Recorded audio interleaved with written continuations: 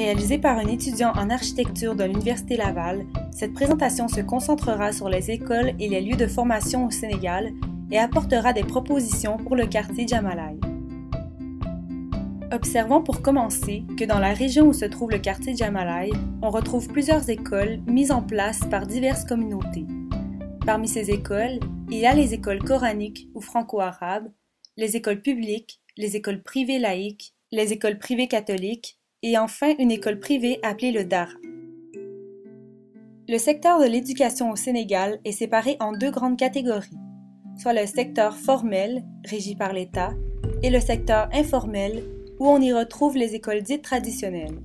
Il y a aussi une grande partie de ces établissements qui sont situés à cheval entre les deux, c'est-à-dire que plusieurs écoles privées sont sous la surveillance de l'État afin d'assurer un minimum de qualité dans l'enseignement. Le système d'éducation sénégalais est hérité de la colonisation française et suit le même cheminement que le système français. Les diplômés sont donc reconnus en France où il est aussi possible de poursuivre la formation. De manière générale, on observe trois grandes problématiques dans le milieu de l'éducation. Le manque d'accessibilité lié à divers facteurs sociaux et économiques, la qualité de l'enseignement, et la qualité de l'environnement d'études en termes d'infrastructures immobilières et mobilières. Il faut d'abord dire que la position géographique du quartier Djamalaye n'avantage pas l'implantation d'infrastructures scolaires. D'une part, sa position périurbaine le place en position précaire face à son développement général. D'autre part, la situation du quartier par rapport aux pôles urbains environnants provoque une ambiguïté.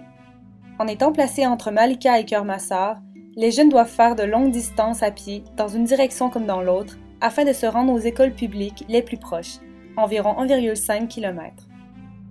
Malgré le fait que Djamalaye soit mal desservie en établissement scolaire, l'offre dans les environs est relativement élevée, même si elle ne constitue pas un gage d'accessibilité.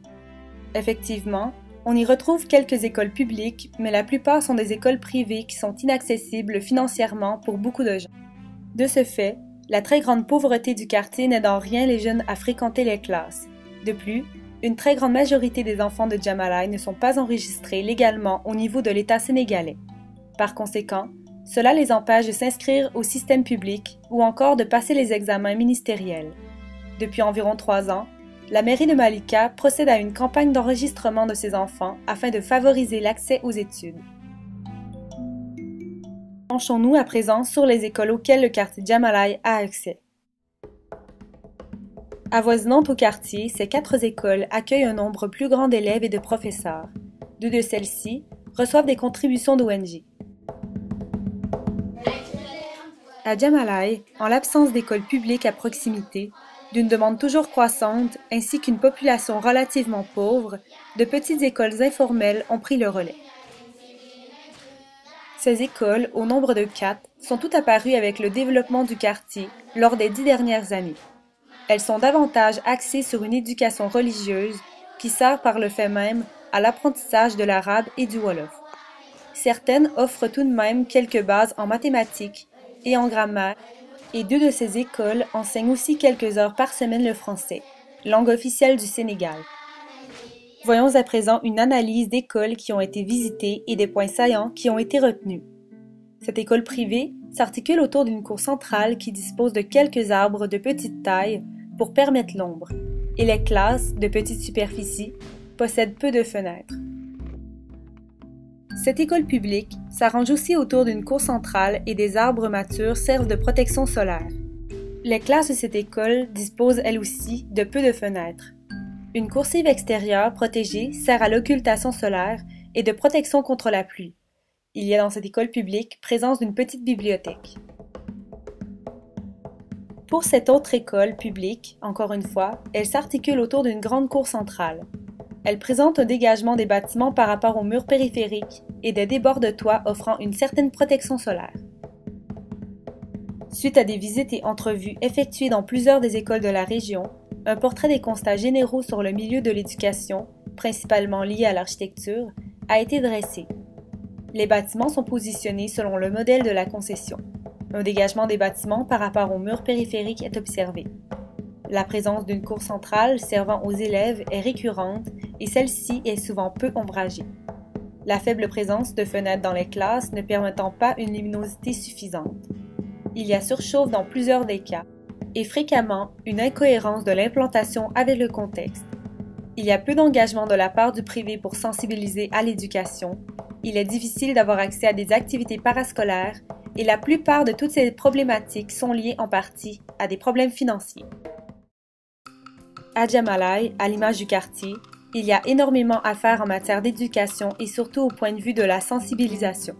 Au-delà même d'une école, il s'agit aussi de créer un esprit de communauté, car ce quartier tout jeune ne démontre pas encore de lien solide entre les habitants. Les organisations communautaires ne font qu'émerger et peinent à se structurer. Dans l'optique d'une proposition, il s'agirait d'offrir au quartier une école de type informel, mais davantage axée sur le développement social ainsi que sur la sensibilisation aux enjeux importants pour Djamalai. Un lieu d'éducation qui agirait comme une interface entre le domaine de la connaissance et la communauté. Cette intervention permettrait de renforcer les capacités et le pouvoir de la population, en plus de créer à long terme un esprit de communauté. Les 4 grands axes développés seraient l'éducation et la formation, la santé, l'environnement et le rapport à la communauté. Ultimement, le bâtiment serait une sorte de modèle pour la population, leur permettant de mieux bâtir, structurer et améliorer ce que deviendra Djamalai dans le futur. La mise en place de ce type d'infrastructure se ferait graduellement et selon les ressources disponibles. Il serait possible, dans un premier temps, d'utiliser un réseau de locaux qui sont actuellement disponibles à Djamalai afin d'offrir des formations par des intervenants extérieurs ou des gens du quartier possédant des savoirs et souhaitant les transmettre. L'espace jeune, un bâtiment gouvernemental inutilisé depuis sa construction, ou encore l'espace communautaire à la case de santé pourraient servir d'infrastructure temporaire pour ces formations. Dans un second temps, il faudra penser à la mise en place d'une nouvelle école dans le quartier par le choix d'un emplacement, d'un programme et l'élaborer selon les besoins de la population. Le projet, vu comme un modèle et un moyen de sensibilisation, sa construction pourrait démontrer des qualités bioclimatiques en plus de servir de formation à des personnes souhaitant apprendre les principes et les méthodes de construction. La collaboration d'ONG locales serait priorisée afin de mettre en place l'organisation et la formation d'un ou de plusieurs animateurs. L'ouverture progressive du lieu et la flexibilité de ces espaces sont primordiales afin d'assurer une appropriation maximale et de s'adapter aux usages de la population. Les locaux pourraient être ouverts sur demande et offrir des activités variées. Ils deviendraient un vecteur de rencontre, créant des relations fortes entre les habitants et renforçant par conséquent l'esprit communautaire. Finalement, des comités pourraient avec le temps faire leur apparition pour gérer la structure selon divers thèmes: l'environnement, la santé, la formation, l'agriculture, les jeunes et l'alphabétisation. Une structure plus assumée et mieux organisée permettrait de créer à la fois une école et un centre communautaire ouvert en permanence à toute la population. Ce schéma montre brièvement l'organisation spatiale qui serait déployée par un tel programme. Comme énoncé précédemment, ce lieu communautaire et d'éducation doit d'abord être un modèle pour Djamalai.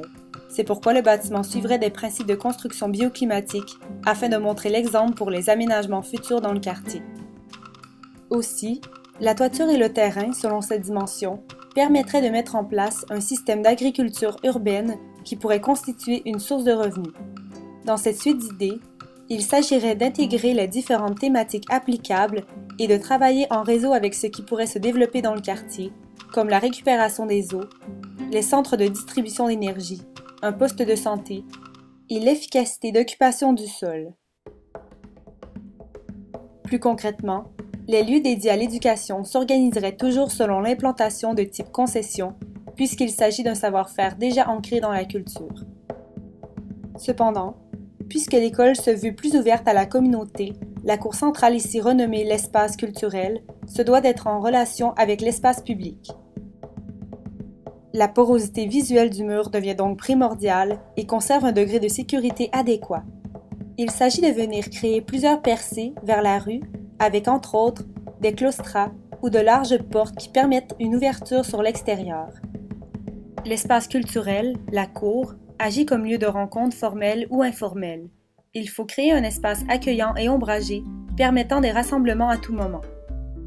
Puisque l'endroit se veut polyvalent, 2 locaux de taille différente devront permettre de s'accommoder à différentes situations, formations ou réunions. Des locaux de rangement contiendraient le mobilier nécessaire pour diverses circonstances, autant pour les enfants que les adultes. Enfin, il serait utile à long terme de pouvoir offrir à la population un espace multimédia avec quelques ordinateurs, des livres et des manuels. Finalement, cet espace pourrait agir indépendamment du reste afin d'être ouvert à des moments différents.